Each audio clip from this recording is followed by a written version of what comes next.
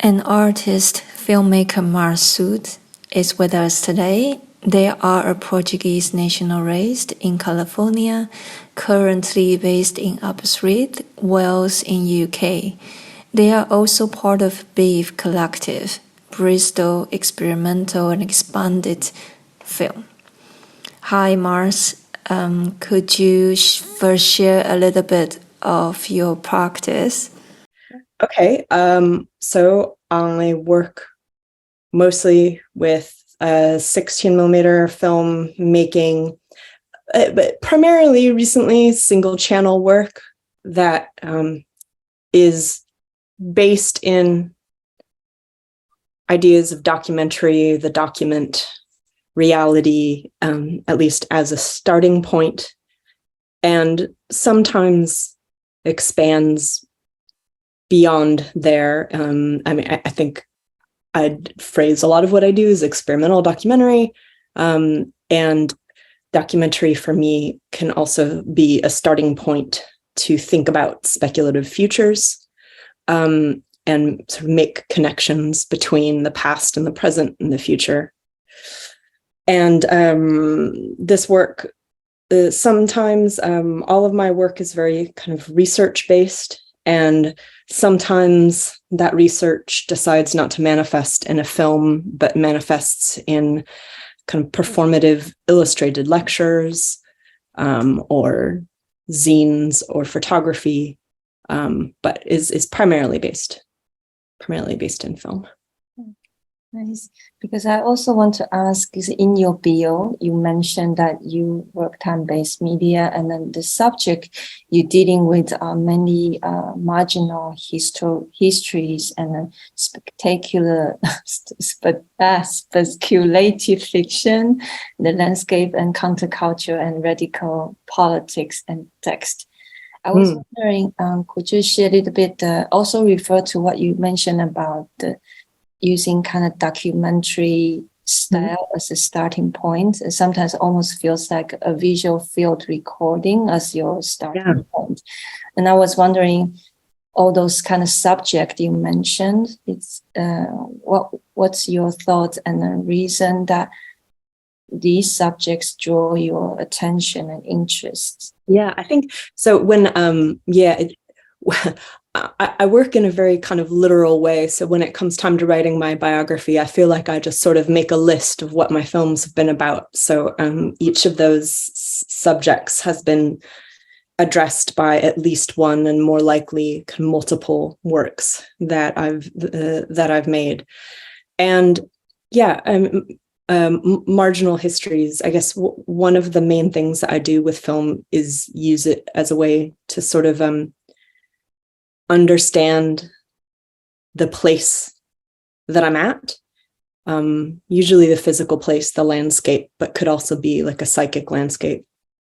And I find when you're embedded in a place, I guess I'm always trying to find out what the specifics of that place are that are not obvious, that only emerge when you've paid close attention, or when you've when you've observed what the landscape or the built environment is telling you. And a lot of times what that does is it yields these histories that are either untold or need further exploring, further excavating.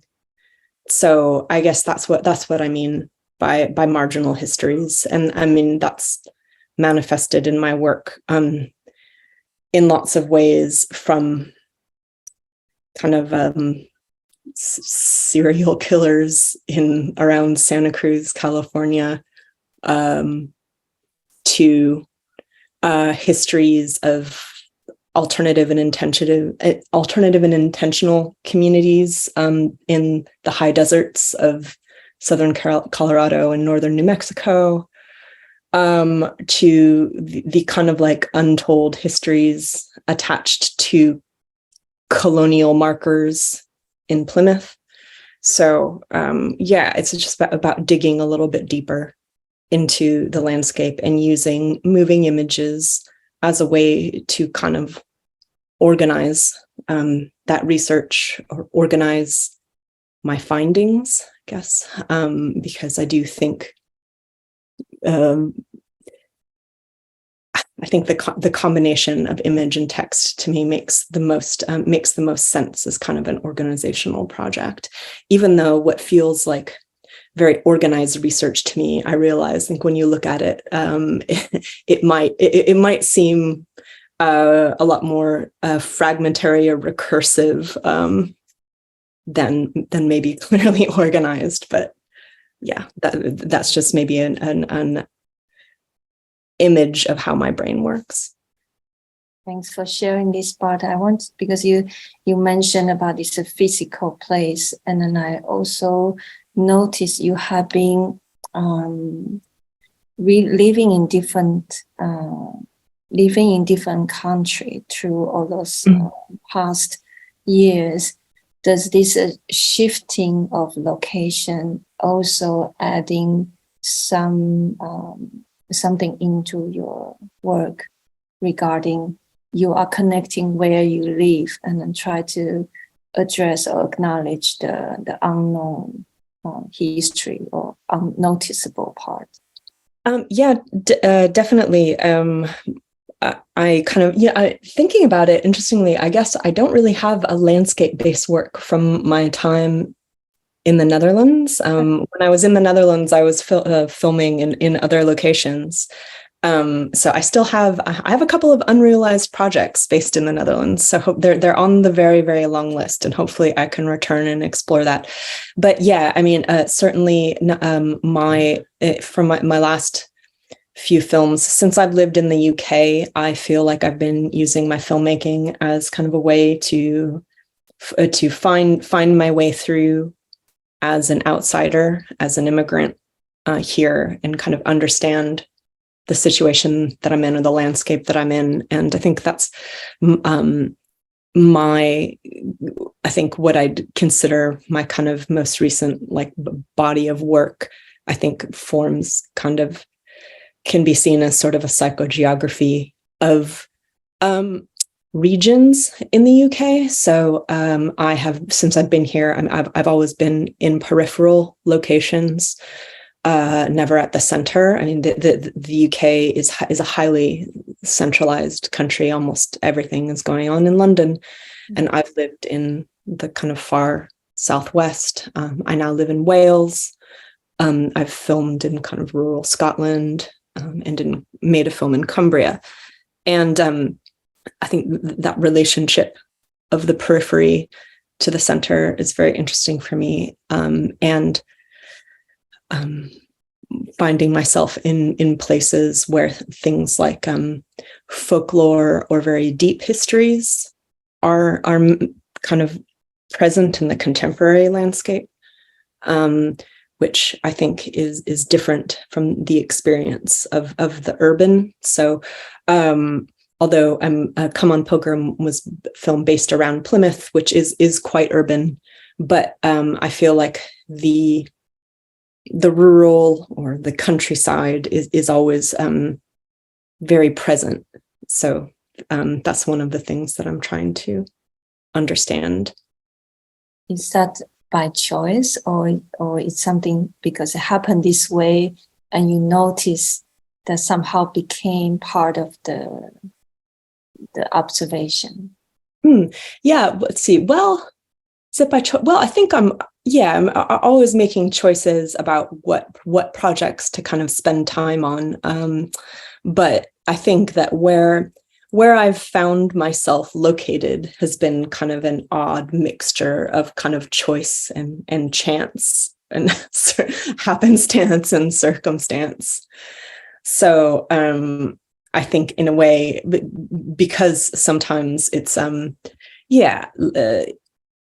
using filmmaking processes has been a help for me in kind of grounding, rooting, or anchoring myself in a place. So it's a very short film, but my most recent film that I've just finished, Some Things We Tended, is in a way kind of making sense of where I'm located now in Aberystwyth, Wales, and how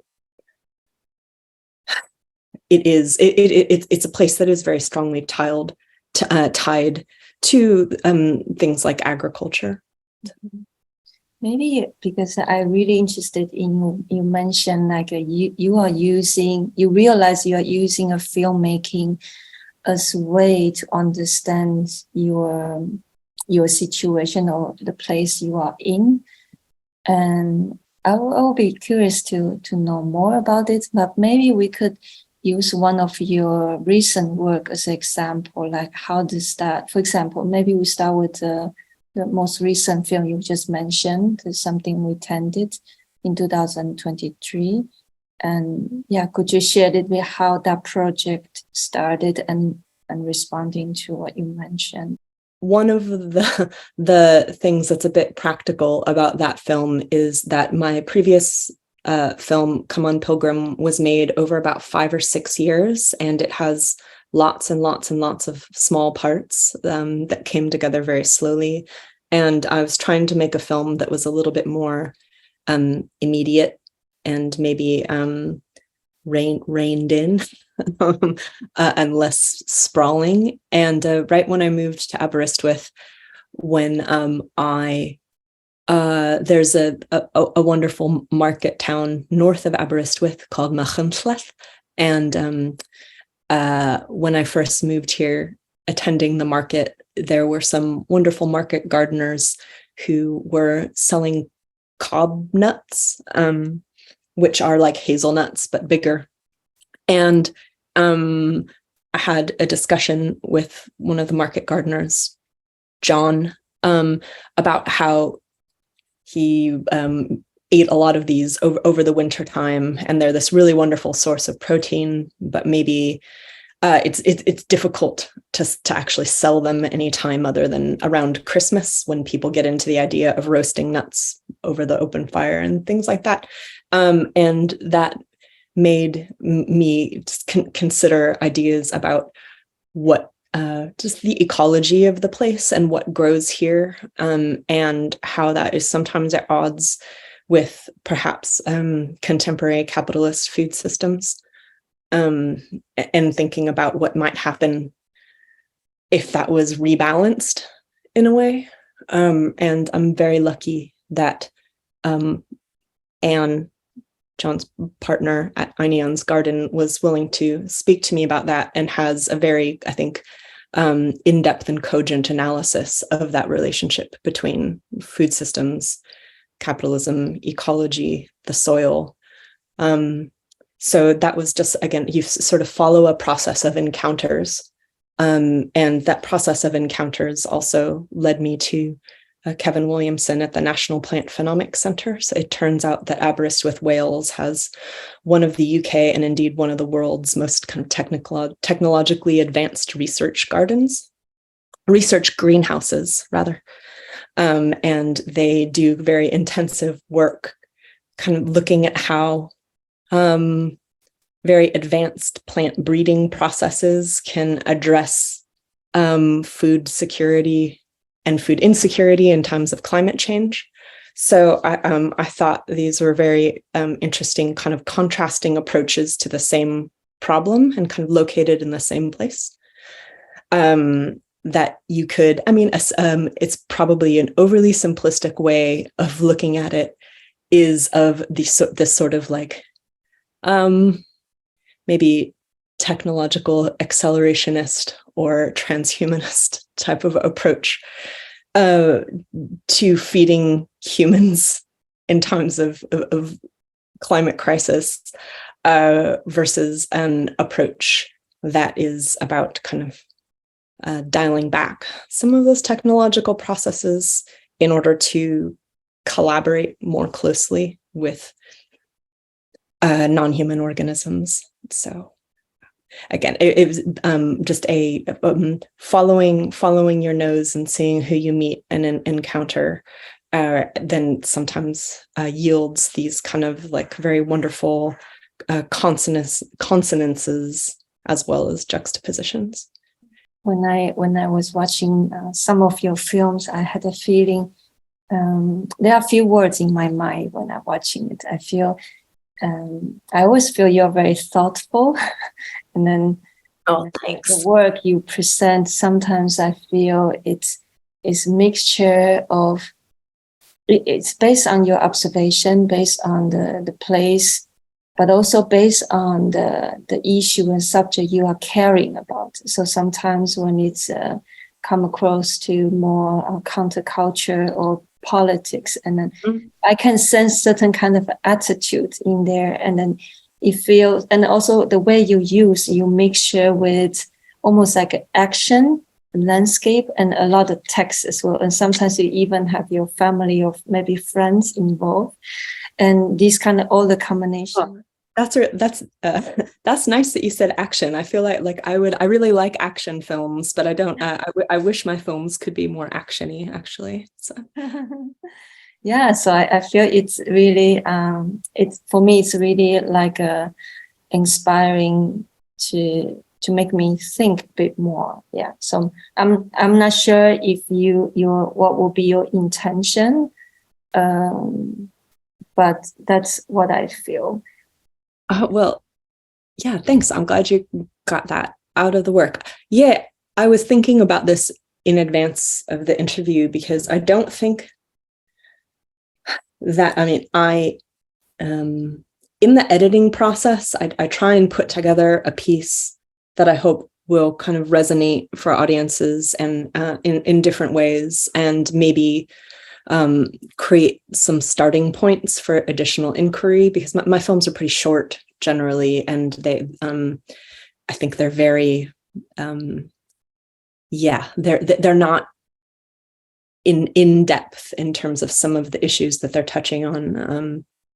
For instance, one of a couple of films ago, the film that I made called Contraction Expansion, which it touches on a kind of very in-depth conversation that's been happening, I think, over the past 5 years or a decade regarding reproductive labor and kind of more radical approaches to the concept of the family, ideas of family abolition. And those ideas are being explored in a lot of depth by writers and theorists such as Emmy O'Brien, who was interviewed, has an audio interview in the film, and Sophie Lewis, whose book I'm kind of reading on screen.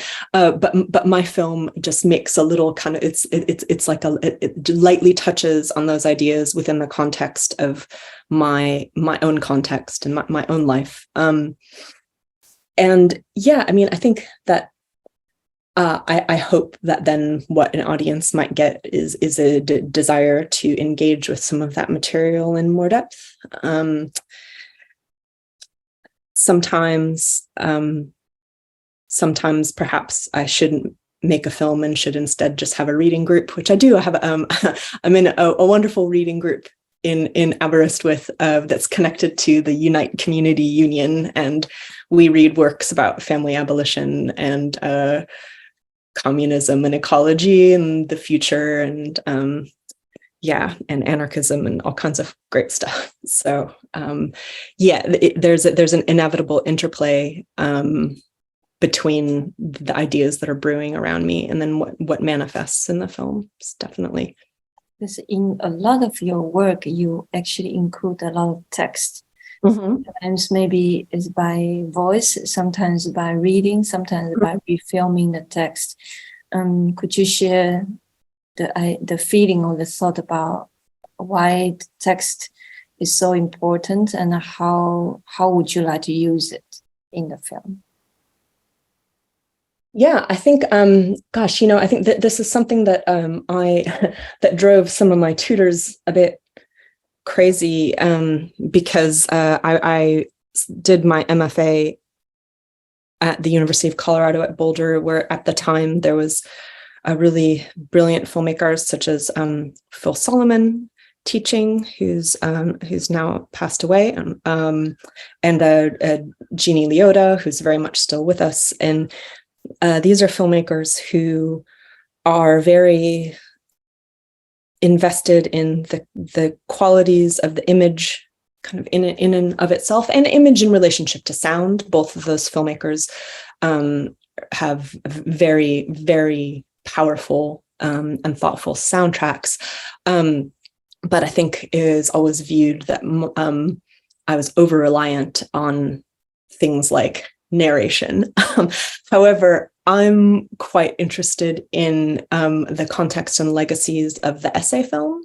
So another filmmaker who I studied with in Colorado, who's a huge inspiration to me, is Travis Wilkerson, who I think who's a very masterful contemporary essay filmmaker, and who I think explores the idea of kind of personal narration to a very kind of just really rich and fully realized textual intersections with images. And that's, I think, the essay filmmakers are very inspirational to me in the way that writing and text is deployed. So from Agnes Varda to the UK-based artist filmmaker Patrick Keeler, I think that's something that I've always wanted to that I want to explore in my work. I mean, I don't know. There's of the essay film, and I don't know how useful of a category of analysis it really is, but certainly in terms of being a filmmaker, looking at films that get put into that category of essay film, oftentimes I feel like gives me permission to use text or engage with text and narrative and narration and writing in a way that is seen as maybe a bit taboo within the more core tenets of certainly the American avant-garde experimental film tradition, which my films kind of in a way intersect with heavily, but maybe don't fit into neatly. As I know and I'm certainly there's several filmmakers doing this and who have done this, but sometimes the ideas of just, such as in Contraction, Expansion, and also a little bit in Come On Pilgrim, simply reading from a text on screen, that is something that I was the Dutch filmmaker Frans van der Stak. It's very influential to me. So his work from the 70s, Out at Werk van Brug de Spinoza, which features people reading Out at Werk van Brug de Spinoza on screen. When I saw that, it really blew my mind. Yes, you can just have people reading on the screen. And that was quite transformative for me. I love that film. It's great. and yeah, maybe a little bit too influential to me, but and what exactly is the I want to say reason, but maybe that's not the reason. Could you describe what exactly this text or essay film drawn your interest, or something you love about it? Like there is a certain magic between the text and images that you found very interesting, or? Yeah, I mean, I think so. Going back again to this this film I mentioned, Out at Werk van Brug de Spinoza, I think that there's this tension in that film between the act of reading and the idea of performance and image. So, I mean, it like some of the same fragments are being read again by different people in different scenes or situations. And it makes me think about the process of research and the process of knowledge production, and then what one does with that or how you share it. Because I think ultimately what I like most about filmmaking is the excuse that it gives me to conduct research. And honestly, if I could just be left to myself to read in libraries all day, and never have to actually make any work, like that'd probably be okay with me. Yeah, maybe I do like discussing the ideas with other people. But yeah, putting them to then put them on film, I think highlights the way that creating knowledge or accessing knowledge is a form of performance, or can be a form of performance, although it's a very subtle one.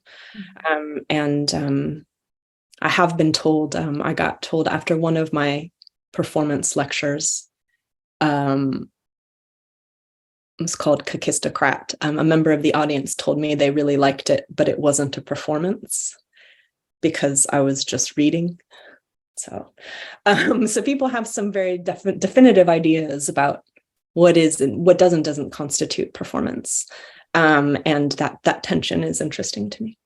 Because it almost feels like you are researching and you are using filmmaking as a form and excuse to manifest or your research in a certain way, and that you create a room for discussion or inspiration for the viewer or the... And I mean, this makes my work sound probably more intellectual than it is, because sometimes I also use my filmmaking as a way to sort of exercise stupid ideas that have been stuck in my head. And there's no other way to. For example, For example, well, going back to going way back to maybe 10 years ago, my film, Should I Stand Amid Your Breakers or Should I Lie with Death My Bride, is a very just an extraordinarily literal translation of a snippet of a song lyric that it's from a song that I love. It's from a singer that I love. And this line really got stuck in my head in a way that produced images. And they're very literal images. My brain works very, very literally. I'm the type of person who has trouble visualizing. I love reading fiction, but I never imagine what characters look like, for example. And unless they're described specifically, then I go, okay, well, that character has brown hair and purple eyes. All right. And that film was one of the examples of an idea that just gets something that's just stuck in perhaps a loop in my head and needs to be translated into visuals as a way to sort of maybe birth it into the world and get it out of my head. I don't know. That film, you also almost like it was Super 8, right? Yes. Yeah, Yes. it was like a constantly shifting. Yeah, it's a flicker film. Yeah, it's a flicker film. It moves. There's only, I think there's actually only 2 cartridges of Super 8 in that constitute that film, and then but the frames are that one was edited digitally through I wrote scripts to rearrange individual frames and introduce black frames as well to create a flicker effect. And then going back to the contraction expansion that you made in 2021, because you also mentioned previously that some of your work are really research-based. Wondering, and also a lot of text involved. So it feels really like a research. And I was wondering, for that film, it was made during the pandemic as well. I was also wondering how you begin your research and how you make a decision to almost involve your private life, because your family were all in the film. Yeah, that into your film. Yes. So that's a very specific film in that it's was filmed during my pregnancy with my second child, and then in the immediate aftermath of the birth when my second child was an infant. So in a way, that was the the subject of that film. I mean, the impetus to make that film was my pregnancy. So that's kind of that was the starting point of that. And a couple of things happened. I mean, I think one of the during that pregnancy, I was very interested in this, I guess, like alternative approaches to infant care. So my original idea for that film was around, I wanted to create a sort of science fiction world that would be influenced in large part by the novel Woman at the Edge of Time by Marge Piercy, which was written, I think, at the end of the 70s, in which there's these sort of eco-villages, and each baby has a minimum of 3 mothers who are not gendered, and people who aren't necessarily the gestational parent, kind of medically induced lactation, so that there can be multiple lactating mothers who are providing nourishment and care to this infant. And so I wanted to make a film in which perhaps my baby would be passed around to multiple mothers, at least in a fictional and imaginary form. And then the COVID-19 pandemic made that an impossibility. So instead, I was stuck with these kind of dreams and longings for a more communal and community-based form of childcare, a more radical form of childcare.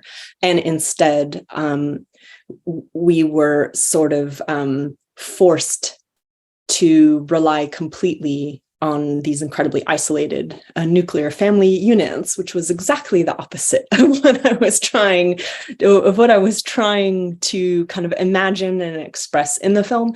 So then, books then become your portal into a more utopian world, right? So in a way, that film is about how, even from within the confines of domestic space, we can use books to kind of reach out and connect to this larger world of ideas, a world that is, more egalitarian, less gender-based, and less constrained, I guess, than the world that we currently actually inhabit. And certainly the way that, the pandemic really highlighted the extra layers of difficulties faced by people with caring responsibilities. So, and then should we now switch to the film you made in 2022? Because Come On Pilgrim, that you actually already mentioned you have been working on it for 5 years. So could you share a little bit the process of that? And also, that's the film you also use like a discontinued film stock, is it? Yes. Yeah. Yes. So could you share how that process was, and then yeah. Okay, so right, well, we can start on the practical aspects then. Come On Pilgrim was filmed all on very expired film stock that was shot on Fuji Reala 500D. And that's because I ended up with a box of Fuji Reala 500D when the Amsterdam Fuji office closed, when it was discontinued making. And I don't have room to put it in any kind of fridge, and I haven't. So I've been trying my best to keep it cool, but it's been slowly deteriorating. And that stock is really interesting. I think that when it was fresh, that was some really, really the late Fuji film stocks with their like 4-layer color technology, I think were really beautiful. And in particular, I think had a really beautiful representation of like greens and blues. However, I haven't taken care of that stock well enough for it to have that kind of intensity and beauty anymore. Instead, what's happened is it's very fast film stock, and it's very rapidly deteriorated into a film that has a very wild, large grain and very low contrast and low sensitivity to light.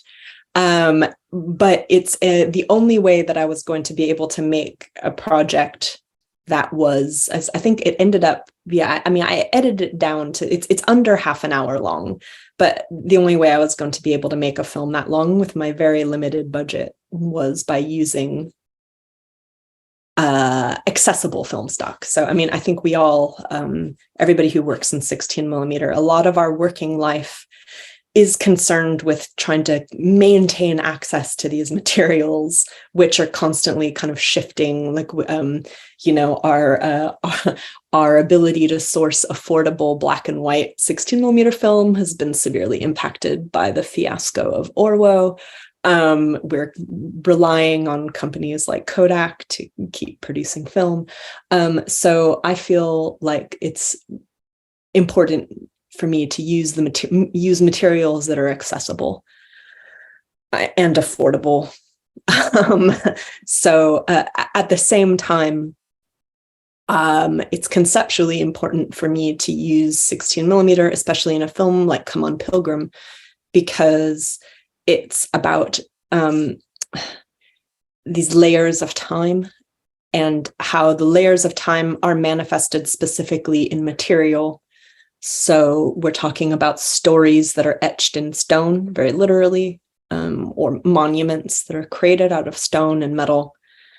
And to me, there's this conceptual relationship between the way that history is inscribed in the landscape and inscribed in materials like stone and metal, dirt, hills, mountains, and using this tangible material that has its own history written into it. So the film stock that I used, it displays its history of obsolescence and deterioration in a way, and it kind of contains the story of film's shift out of a commercial medium and toward something like an niche artistic medium or something like that.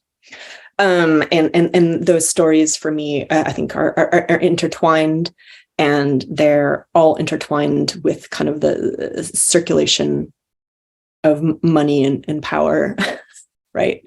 So it's not a one-to-one relationship in that sense, but it was important to me to use film despite, and the only way that was going to happen was by using this updated stock. And that film started from, as is kind of explained at the beginning of the film, the starting point of that film was when I arrived from the Netherlands to the UK and found myself living in a flat which had this probably apocryphal, but nevertheless commemorated via plaques, connection to the Pilgrim Fathers back in the 1600s.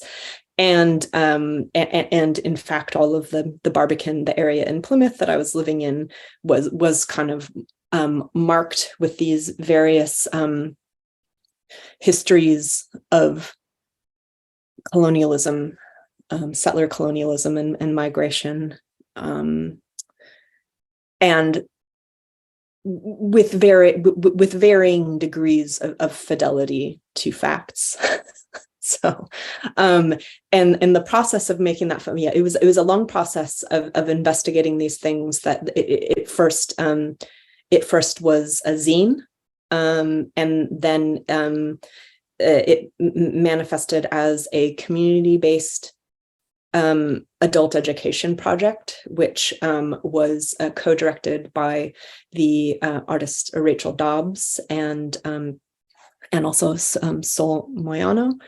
And the North Star Study Group was kind of a group of people getting together to learn more about histories of colonialism as related specifically to Plymouth, which is a weird hub for a lot of these, like from the kind of colonization of New Zealand and Australia and Hawaii, as well as what's now known as the United States and Canada. So there was a lot to learn there. And then the film was a more kind of personal approach to understanding this landscape and these histories, and histories of migration in the area, like inward as well as outward migration. And then also I think in this film as well, some of your film, you will have like a staged action or Staged action. Yeah. What was the idea about it? Yeah. Well, historical recreations, I think, or some of the ideas. So, I mean, some of what's kind of staged in that film is from at the end. There's an Anglo-Saxon reenactment troupe called Hildesven, who are very good sports and who are, I think, used to. They often are in projects that are maybe a bit more commercial, like television documentaries and things like that. So I appreciated their willingness to participate in my weird experimental film. I mean, that's like, in a way, they're all history buffs, and whereas I kind of seek to understand histories of areas where I'm in through making images. I think they are doing a form of embodied research, by making the clothes, they build the shelters, they use the weapons to try and understand people who lived in the area in the past. And I think that's very interesting to me. It's like another form of practice-based research. And then there was one film you made in 2018, Katharina. It's a little bit different than because it's a more simpler approach, and then it was a less known Grimm's fairy tale, almost like a short story of this girl. How was this idea coming from? Yeah, well, in a way, that film, it was made under conditions slightly different than how I normally make films, which I oftentimes make films over a longer period of time, and I film in small bursts and then eventually put them all together at the end. But that film was created on a residency at the Labordy Film Farm in Cumbria, which was a project put together by the filmmaker and artist Julia Parks, who makes really wonderful hand-processed films. She works a lot with seaweed, and is now based in Scotland, but comes from Cumbria. And she created a situation in which 10 16mm filmmakers converged on this castle in Cumbria, which we see in my film, Catherine, at the end. And we turned the basement of this castle into an ad hoc film lab. And in about 1 week, we made films and then had a screening of them at the local village hall. So it was a compressed time scale. And I found this book of Grimm's fairy tales in the hallway of the castle. And so and is very, Frederick and Catherine, or Catherine and Frederick, I think is the title of the Grimm's fairy tale, but I kind of get rid of Frederick pretty quickly at the beginning. And yeah, for me, what was on my mind was the idea of kind of squatting the castle. So I mean, I don't, whether or not that comes through to audiences, I'm unsure, but the magical journey that Catherine undertakes ends with her gaining access to this castle. So I guess I imagine an unmade part 2 in which she turns the castle into an artist commune, which is sort of what we did temporarily on the residency. So that's how that came about. So some of your work are more research-based. You spend a bit more time, and then you eventually put all the elements together. And some of the work are more like intuitive and just really create in that straight format. Yeah, and I would say, and Jamila Khan, who is Catherine in that film, is also she was one of the co-organizers of the residency, and I'm also very grateful to her that she let me grab her to be in my film, and she's a very interesting filmmaker, and I think a theater director as well in her own right. Because you mentioned this now, my question will be, all the people has been present in your film. Are they all like acquaintance or family or friends of yours? Or how did you decide to have those people in the film? Well, in Come On Pilgrim, it's primarily my friends and community. It's in a way that it's about kind of like place making or wayfinding. So that was important to me. Also because in Come On Pilgrim and in most of my films, I am not interested in the experiences of the expert. I mean, I'm talking about, we've talked a lot about research and how much I love to do research, but I'm interested in kind of the forms of knowledge that are embedded in communities and in the amateur and in everyday experiences. So it was important to me that the narrative be formed of a constellation of community members, and my community are my friends, my colleagues, people who I know, although not everybody. There are some people who are part of the larger community, although not necessarily directly connected to me through anything other than being in the film. So that kind of is an inversion of kind of mainstream documentary practice, where you learn facts from experts.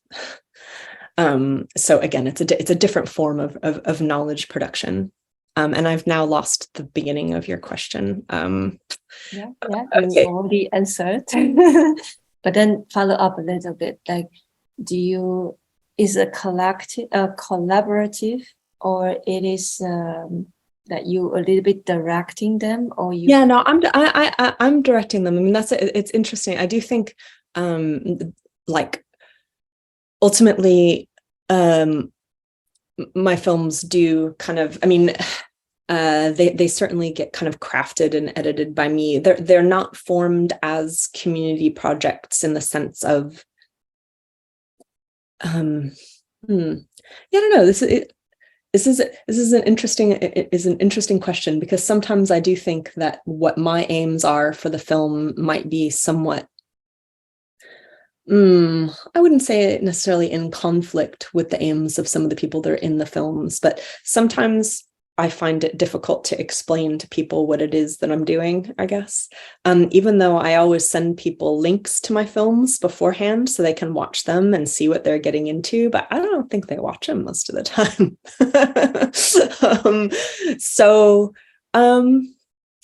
Yeah.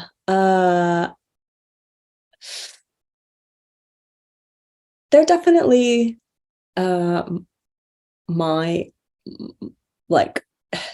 they're a hybrid of my vision, I guess, and then how that interacts with the people who are willing to appear in my films.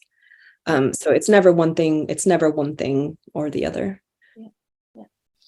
And then I also want to ask one of the last few questions. One is, you have been working with the film for quite some time, and you are actually really productive. Oh gosh, I feel like I'm so unproductive. Well, you're quite productive. Well, I feel, yeah. But then if you look, that shouldn't be a marker. Of course, we all need to let go a little bit of the ideas of productivity. But that job is the productivity away. You have been making some films, and looking back all your process since the beginning. Do you notice for example, maybe you could share how you begin, and then through the whole process of all those years, do you notice some major shift for you that could be certain thing you change or certain way of working changes until now? Mm. So when you say how I began, so you would like to know how I began to make films? For example, you can decide. Yeah. Yeah.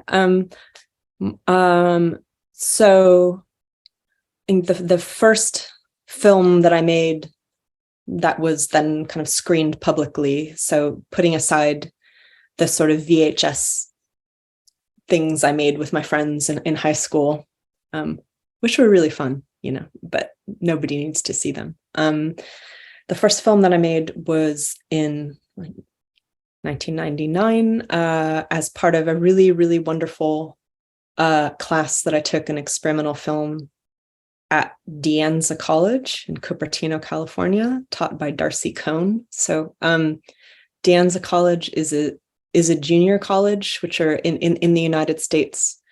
There are these places where you can complete the equivalent of your first 2 out of 4 years of university, but they're very affordable and accessible. So they make kind of higher education accessible to working class people and people who wouldn't normally, or who might not be able to go directly to university. And that was such an amazing class because every week the instructor hired 16 millimeter prints from Canyon Cinema in San Francisco, and we just watched them. And I just can't think of, it's probably one of the greatest educational experiences of my life. We just got to watch lots of films projected on 16 millimeter experimental avant-garde films. And I made my first Super 8 silent experimental film as part of that experience. So that's how that I borrowed my uncle's Super 8 camera. And then that was it. I was hooked. So and I haven't been able to stop since. And I met, so I think that class was really formative for other people as well. So I met is a really wonderful filmmaker based in the San Francisco Bay Area, Charles Chadwick, who I met in that class and who continues to make work that's very inspiring to me, is a lot of it drawing on the legacy of kind of collage film. And I think his work is quite under-recognized. I'd like to recommend people to check it out. And then in the intervening years, I mean, my work definitely underwent a lot of development when I did my kind of undergraduate studies, and then also had an opportunity to study with Greta Snyder in San Francisco after I finished my BFA degree, and her work's very inspirational for me. I don't know what has changed. I was thinking about this question beforehand. I think what I would like to think, because one of the areas that it would be nice if I think my work would change a little bit more if I was able to access larger budgets. So that's something to work on now that I'm based here in Wales. I'm going to work on project access, larger budget. But if you take that out of the equation, what I do attempt to do with my filmmaking is to identify some of the ways that I default toward working and try and push against it a little bit for the next film that I make. I mean, I think that if you there are oddball films in my filmography. I think you pointed out that Catherine might be one of them, although to me it's thematically connected with other work. Or Should I Stand Amid Your Breakers, which is I think the only kind of flicker film that I've made. But there are definitely, I have tropes and defaults to my image making in terms of what is my default position in terms of where I place the camera, how I frame the shot, what's the duration of the shot.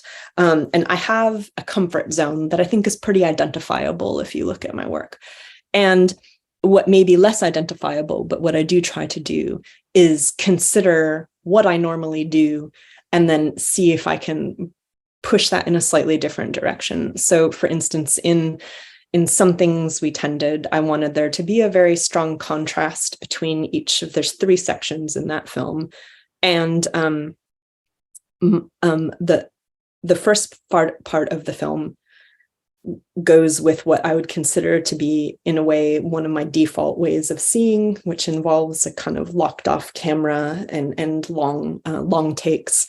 And I tried in the second part, because it's about an approach to growing food that's very much about the connection between the hand and the soil. So I tried to use a handheld and more embodied way of filming, and I tried to move the camera around, which I never do. And you know, looking back at the footage, it doesn't even look like I'm moving the camera around very much. But for me, while I was filming, it felt absolutely wild. It's like, wow, I'm all over the place with this camera. So I tried to push myself out of my comfort zone in order to be more true to the subject that I was filming, instead of being true to like my stylistic defaults. Almost sounds like a statement. Yeah. Sounds great. Maybe one of my last question from my side is, if there's low limitation of the budget, because you were talking about the budget, if there is no limitation of your budget, No limits. yeah, what kind of film, what would be the film you would like to make if there is no limitation? Well, if there's significantly less limitations, I have a project that I would like to film in Iceland, and I would like to have an actor, and a pony, maybe more than one actor. Oh my gosh! And I'd like to pay them. With them. Well, yeah, I don't want to say too much about it. I've got to write that. Yeah. I mean, it's so yeah. I mean, I'd like to be able to film where I want with who I want, and I'd like to be able to make longer films and finish them on film. Yeah. In general, in a kind of, if there's really no limit, in that case, like, yeah, I would like to work more with the idea of, I mean, although my films are documentaries, there are connections to, mentioned action film at the beginning. So in addition to kind of essay films and the legacy of American avant-garde and experimental cinema and Dutch experimental cinema from the 70s, is all very inspiring to me. I also, it's probably not obvious by looking at it, but I take little bits and pieces from films like Warlock, starring the now late Julian Sands, and I'm quite inspired by Highlander in the way that it uses wide angle cinematography, and the way that it's very under-recognized for an editing structure which kind of performs these kind of micro leaps forward and backward in time, in places where you would normally see a montage of things happening simultaneously. And I'd like to be able to explore some of these aspects of action film, in terms of kind of temporality and landscape and movement in landscape, that I think are kind of underexplored, other than perhaps in the work of like Takeshi Takano, who uses action film as a frame to explore stillness in the landscape. So I think I'd like to, if I had a larger budget, I'd like to do that. And be more, I mean, you know, and to create, I mean, one of the, we have mentioned speculative fiction a little bit, and, you know, it would be nice to be able to really vision in depth what a more radical and utopian world would look like, because I think that, I mean, you know, science fiction films that receive budgets are almost inevitably dystopian. Most of the science fiction extravaganzas that we see on screen, whether it's Mad Max, and Mad Max Fury Road is definitely I think a brilliant film, or Blade Runner or anything. The big budget science fiction films are quite dystopian, and I think that it's the lack of availability of images of what a better future might look like, I think is actually an impediment to social and political progress.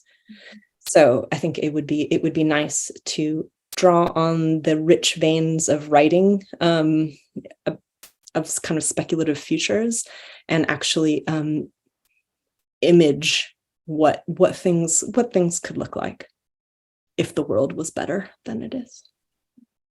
Oh, I love it. I love this sentence. Thank you.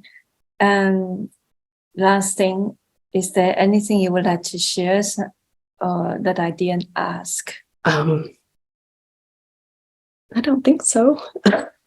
I'm sure I'll think of the brilliant things that I should have said afterward. Thanks so much, Lee-Chan. Thank you for your sharing. It has been really,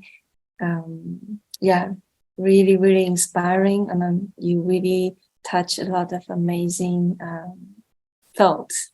Thank you so much.